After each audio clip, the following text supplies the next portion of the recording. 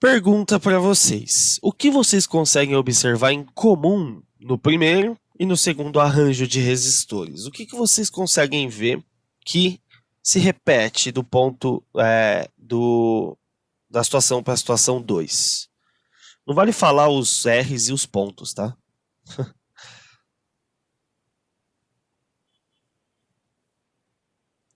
Vamos lá, gente. Vamos.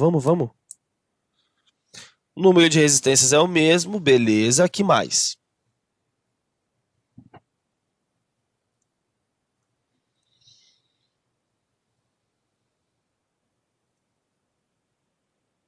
Tá, e os resistores, beleza. Então, eu vou clarear um pouquinho a mente de vocês. O que são esses pontos A e B? Eles são os seus dipolos, eles são os seus locais de aplicação de DDP.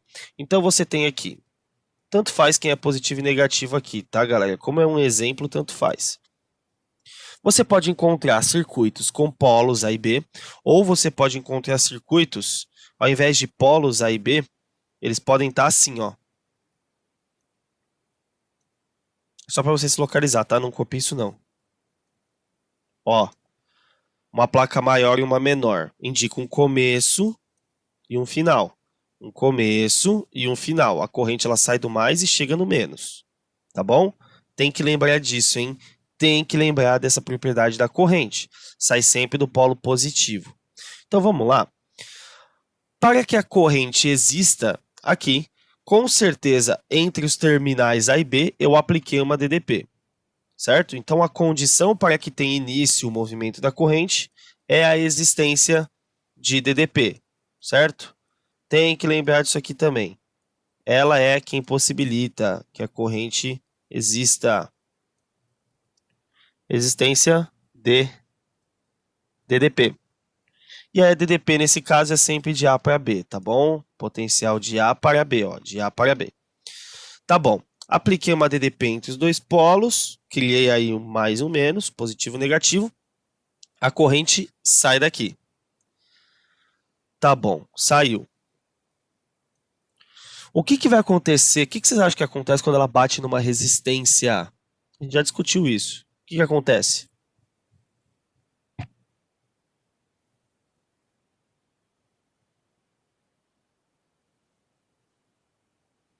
Vamos, galera. O que acontece com a corrente quando ela bate numa resistência? Quando ela vê um obstáculo na frente dela?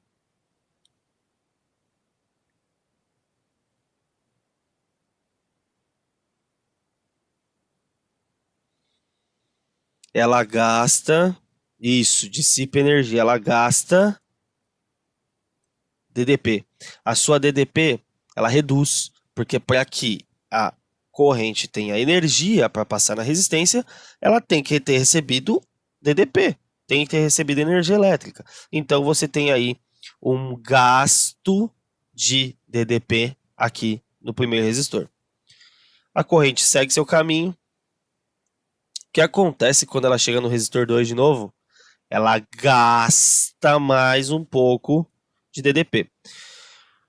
Para circuitos elétricos do jeito que a gente está estudando aqui, toda a DDP vai ser gasta nos resistores. Então, quem for o R maior vai exigir um maior gasto de U.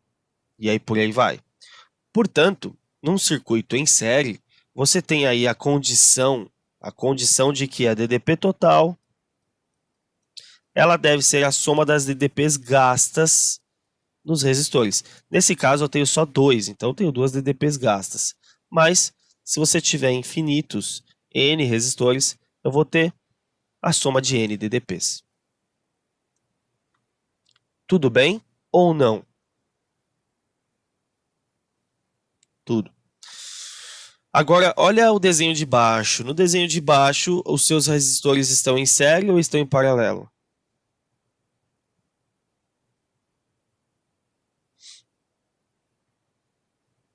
Tá vendo como o seu olho te engana? Eles estão em série também. Eles não estão em paralelo. O desenho deles é um paralelo ao outro. Mas, qual é a definição de estar em série, né? Você tem que ter o gasto de DDP em cada um deles, com a condição de que a corrente que passa nas resistências é a mesma. A corrente não muda. Quem muda é a DDP. É a DDP que está sendo gasta. Então, a energia total é a soma das energias e a corrente total é igual à corrente que passa no primeiro, mais não, desculpem, igual à corrente que passa no segundo resistor. Por aí vai. A corrente vai ser sempre igual. Igual ao I2, igual 3 pontos a corrente que passa em N resistores. Quantos resistores eu tiver ali? A corrente não se altera num circuito com resistores em série. Então aqui acontece a mesma coisa. A corrente só tem um caminho para ela andar. Ela vem, sai aqui do polo positivo, segue seu caminho, passa em R1, faz a curva aqui, ó, passa no fio, passa desse lado aqui do fio também, chegou aqui, vai passar pelo R2, gastando mais um pouquinho de DDP, até que finalize o circuito chegando no polo negativo. Não influencia em nada, é só o caminho da corrente, tá? Só o caminho dela, não influencia em nada. Tudo bem com o circuito em série, galera, por enquanto? Beleza. Só que economicamente falando, ao invés de eu comprar, sei lá, 10 resistores para o circuito da minha casa, eu posso escolher reduzir esse gasto e comprar um resistor que faça o papel de todos os 10. Então, quando eu tenho uma associação em série, eu posso calcular o que a gente chama de resistência equivalente. Eu posso substituir todas as resistências que eu tenho por uma única resistência. Como que é calculada a resistência equivalente? Primeiro, presta muita atenção. Primeiro, eu tenho que ver da onde a corrente sai. A corrente não sai do polo A, no meu exemplo, e chega em B. Então, a resistência equivalente que eu estarei calculando aqui, ó, a resistência equivalente que eu estarei calculando é de A até B. Ah, professor, mas a resistência equivalente de B para A muda? Nesse caso, não. Mas existem associações em que o arranjo vai mudar dependendo de onde a corrente está saindo. Então, olha de onde ela sai, a resistência equivalente é do ponto até o final. Então, nesse meu exemplo, em resistores associados em série, é simplesmente a soma dos resistores que eu já tenho. Então, vai ser R1 mais R2, nesse caso, já acabaria aqui. Mas, se eu tiver N resistores, só somar de forma direta todos eles. Ah, professor, então é simples assim? Em série é simples assim, desse jeitinho. Claro que no vestibular os circuitos eles vão estar mistos, vai ter parte série e parte paralela, e aí você vai ter que, com esses conceitos, identificar qual que é qual parte do circuito está série e qual que está paralelo. Mas essas são as três características do arranjo em série. DDP total é a soma delas, resistência equivalente, que é a resistência total, é a soma das resistências, e a corrente que passa em cada um dos resistores é sempre a mesma, tendo em cada um deles uma queda de tensão que é proporcional ao valor do R. Quanto maior for a resistência, maior é a queda de DDP, maior é a energia gasta naquele resistor. Tudo bem, gente?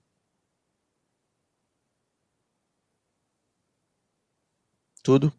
Beleza. Posso apagar aqui? Agora que vocês já pegaram essa manha, o paralelo vai mais rápido. Ó, quer ver? Ó como arranjo em paralelo vai mais rápido. Só é ruim de desenhar só.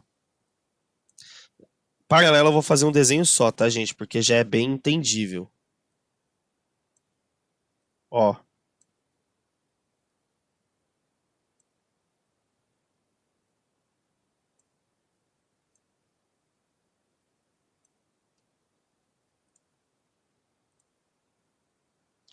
Eu vou usar os mesmos polos para não confundir a cabeça de vocês, hein?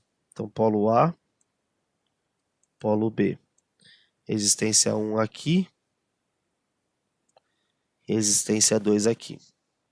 Galera, peço desculpas novamente pela letra, mas é que é difícil desenhar com o mouse, viu, velho? Vou falar pra você.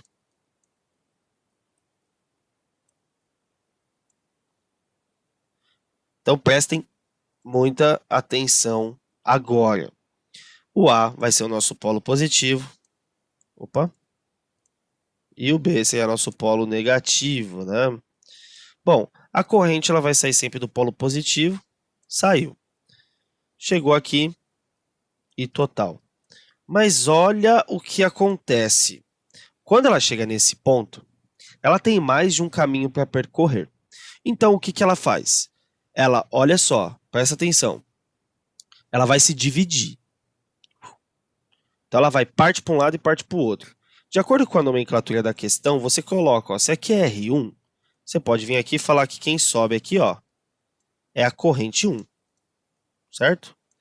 E quem desce aqui é a corrente 2. Aí vem aquela dúvida na hora. Divide igual? Se o I total for 10, vai 5 para cada lado? Depende. Ah, depende do quê? Do valor da resistência.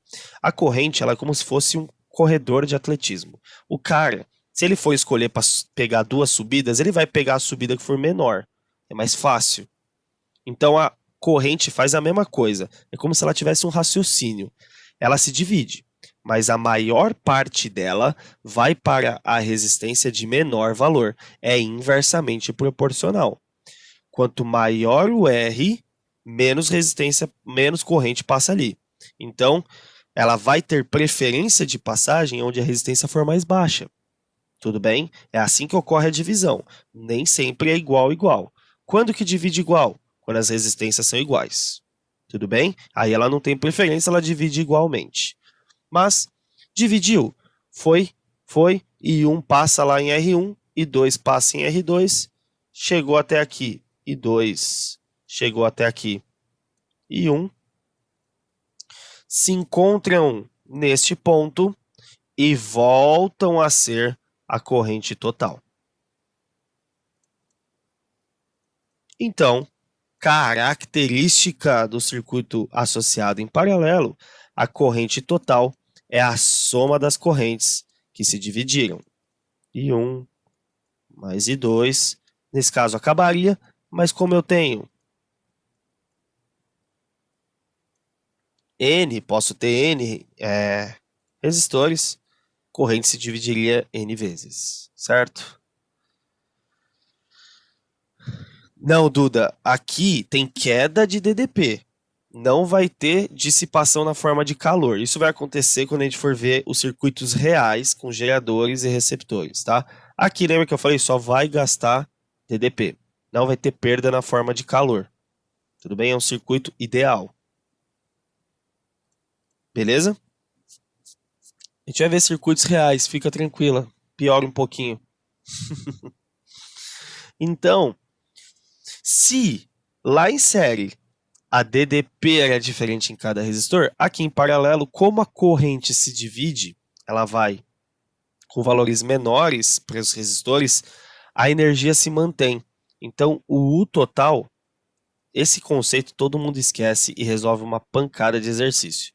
A DDP total do circuito, vamos supor que lá eu tenha lá na questão que foi 60.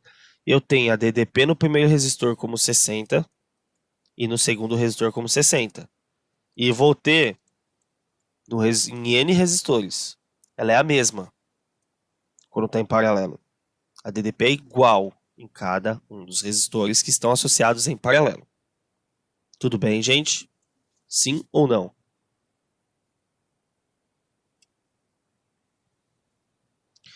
Bom, vocês perceberam que é o oposto, do arranjo em série.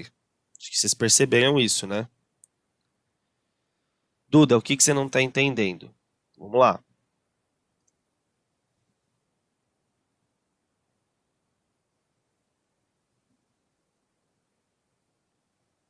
A corrente ela não se dividiu, então ela passa em valores menores do que o total. Né? A corrente vai, divide. Se ela for 10, vai dividir, sei lá, 8, 2, 6, 4, 5, 5, 7, 3. Depende. Dividiu. Vai uma parte para cima, uma parte para baixo. Tá, beleza, dividiu. Então, o que vai acontecer ali?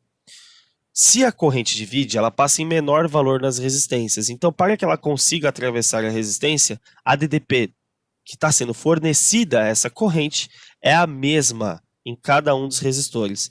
Então, se a DDP for 60 volts, o que eu tenho que usar aqui são 60 volts. No segundo, 60 volts.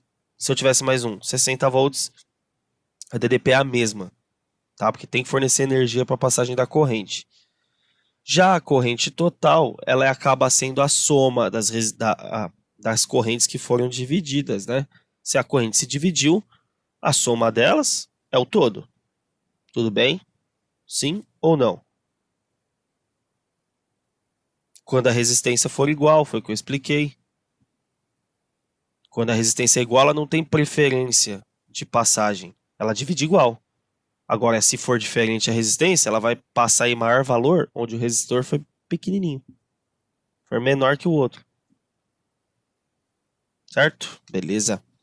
Bom, então, nós temos aí essa condição e precisamos saber também como fica a análise de resistência equivalente, né? E aqui está errado o nomezinho, ninguém me corrigiu. Estamos falando de associações em paralelo, né, pessoal? Então, esqueci de colocar aqui, mas agora a gente está falando do paralelo.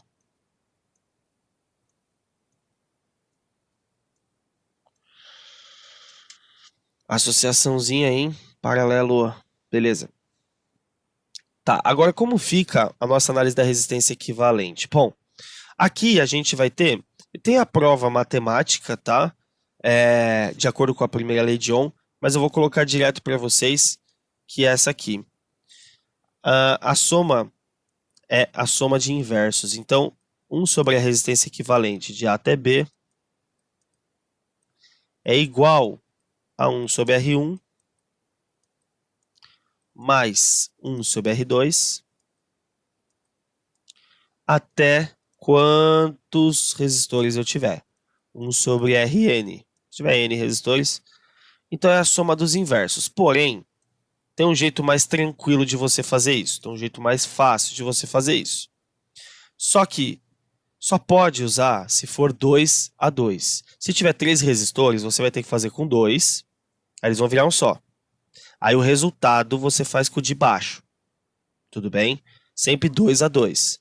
Que é o famoso produto pela soma. Então você vai usar aqui o lá em cima, você pode fazer direto com quantos você quiser. Ou esse aqui sempre de 2 em 2. Eu acho mais fácil, tá? Produto entre os resistores dividido pela soma deles. Ah, professor, mas de onde você tirou isso? Se você fizer essa conta aqui, ó, essa conta aqui, e isolar a resistência equivalente, vai ficar isso aqui, tá? Essa conta com 2 só, isso que eu tô falando. Então, ou isso, mas aqui tem a condição que é sempre 2 a 2. Eu acho mais fácil, tá bom? Sempre desse jeito aqui de baixo.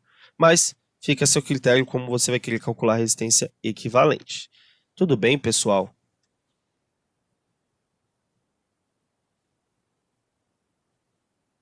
Sim. Pronto, acabaram de aprender circuito elétrico.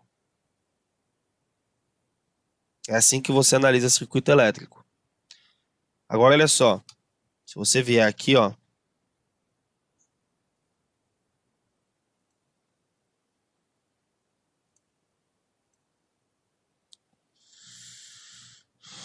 Aqui, ó. Já tem aqui a lição de casa para você. Certo? Já tem. Página 101, exercício 8, começa por esse. Depois vem para cá. Tá bom? Porque aí você vai ter uma base boa para resolver os exercícios lá de trás.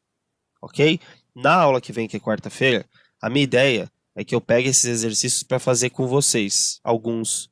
Só que aí se você já tiver feito, ajuda, porque aí a gente consegue tirar as dúvidas de vocês. Tudo bem, gente? Sim ou não?